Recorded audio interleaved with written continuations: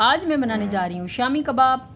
और आज मैं बहुत मुख्तलिफ़ तरीके से शामी कबाब बनाऊँगी और जब आप देखेंगे और जब आप इसको ट्राई करेंगे तो आपको भी बहुत अलग से लगेंगे। तो आए मैं आपको तरीका बताती हूँ। मैंने इसमें साबित गोश्त ऐड कर दिया है, फ़ैट वाला हाफ़ kg, और इसमें आधा पाव जितना मैंने दाल चना, और मैंने इसमें ऐड किए हैं मोटे कटे हुए प्याज। ये मैंने ऐसे 3 से 4 प्याज कटे हैं। साबित हरी मिर्चें, साबित ही मैंने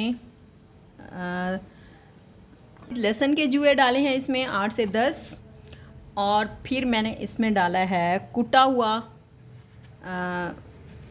धनिया, कुटा हुआ गरम मसाला,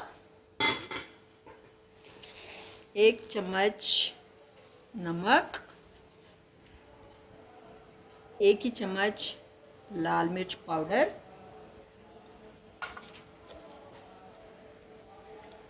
साबित धनिया,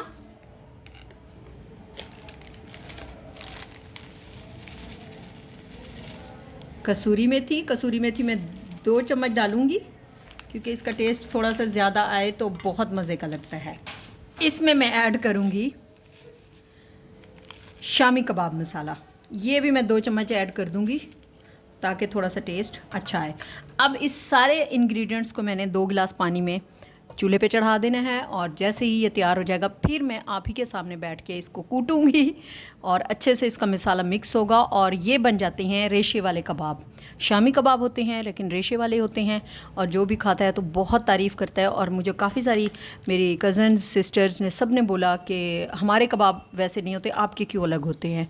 तो उसकी रीज़न भी यही है कि मैं इसमें साबित सारा मसाला जो है मैं वो साबित ऐड करती हूँ, और फिर जब ये गल जाता है तो मैं इसको फिर अच्छे से कूट लेती हूँ, कूट के फिर कबाब की शेप बना लेती हूँ। तो आए फिर इसको चूल्हे पे चढ़ाते हैं और बाकी प्रोसीजर करते हैं।